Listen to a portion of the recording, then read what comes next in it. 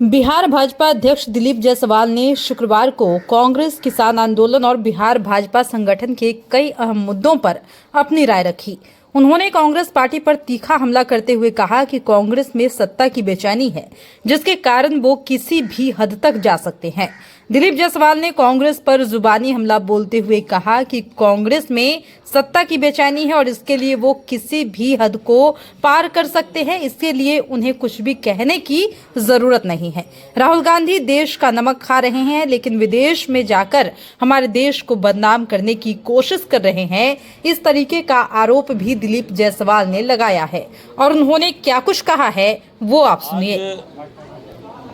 Doctor बाबा भीमराव अंबेडकर जी का परिनिर्वाण दिवस और हम लोगों ने भारतीय जनता पार्टी के सभी सम्मानित नेताओं ने श्री तारकिशोर प्रसाद, पूर्व उप मुख्यमंत्री श्री लखनदर पासवान जी जो हमारे अनुसूचित जाति मोर्चा के अध्यक्ष हैं, श्री शिवेश राम जी जो प्रदेश के महामंत्री हैं और अन्य भगरथी देवी जी, श्री राम सिंह जी, सभी लोगों ने आज हम लोग उनको हृदय से पुष्पांजलि अर्पित किया। बाबा भीमराव अंबेडकर जी का जो संविधान निर्माता है और आज जिस संविधान के मजबूत लोकतंत्र भारत का बाबा भीमराव अंबेडकर जी के लिखे हुए संविधान से चल रहा है, आज हम उनको नमन करते हैं कि जिस तरह से समाज के अंतिम पंक्ति में बैठे हुए लोगों का संविधान में उन्होंने चिंता किया और आज भारत का संविधान पूरे दुनिया का सबसे मजबूत संविधान माना जाता है और इसका श्रेय बाबा भीमराव अंबेडकर जी को जाता है। उन्होंने एक सपना देखा था इस संविधान के माध्यम से कि समाज के सभी लोगों को बराबर का हक मिले, जीने का हक मिले और एक मजबूत लोकतंत्र के रूप में भारत जो है सबके साथ, सबका साथ और सबका विकास करे। आज प्रधानमंत्री श्री नरेंद्र मोदी जी के नेतृत्व में भारत बाबा भीमराव अंबेडकर के संविधान के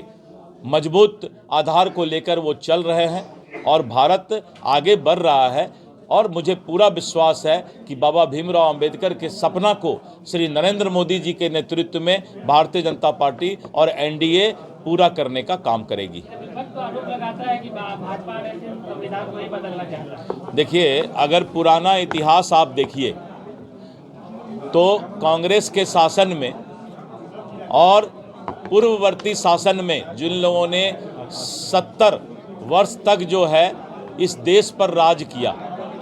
और आपातकाल कोई भूल नहीं सकता है, तो संविधान का जिस तरह से संविधान बाबा भीमराव अंबेडकर के सपना को खंडित करने का काम किया, कभी भी कांग्रेस ने बाबा भीमराव अंबेडकर को सम्मान नहीं दिया। और आपको याद होगा कि अगर उनको भारत रत्न भी मिला तो जिस तरह से चंद्रशेखर जी के प्रधानमंत्रित्व काल में, अटल जी के नेतृत्व में और एनडीए के नेतृत्व में उनको भारत रत्न देने का काम किया और उनको हर वक्त जो है बाबा भीमराव अंबेडकर को नीचा दिखाने का काम कांग्रेस और यही विपक्षी लोगों ने किया और वोट बैंक के लिए, सिर्फ राजनीति के लिए उनको बाबा भीमराव अंबेडकर जी याद आते हैं। आज नरेंद्र मोदी जी के नेतृत्व में सबका साथ, सबका विकास और सबको आगे ले चलने का काम है, तो विपक्ष का काम है यही काम करना, और कोई काम तो है नहीं उनको। इसी के आधार पर अपना वोट बैंक बनाने का काम करते हैं, लेकिन जनता समझ चुकी है और आज जिस तरह से पूरे देश की जनता इस बात को समझ रही है कि कुछ लोग जात पात पर बांटकर इस देश को कमजोर करना चाहते हैं, इस देश का नमक खाते हैं और जाके विदेश में भारत के संविधान और भारत के खिलाफ ही बोलते हैं, वैसे लोगों को जनता अब बेनकाब करेगी। सर, बीपीएससी के बाहर अभी लाठीचार्ज हुआ है, जो अभ्यर्थी हैं वो नॉर्मलाइजेशन का विरोध कर रहे थे। नेता प्रतिपक्ष ने भी कहा था कि सॉल्यूशन निकालिए नहीं तो आंदोलन होगा। देखिए, नेता प्रतिपक्ष का अब एक ही काम रह गया है कि कहीं पर आग लगे तो उसमें घी डालना।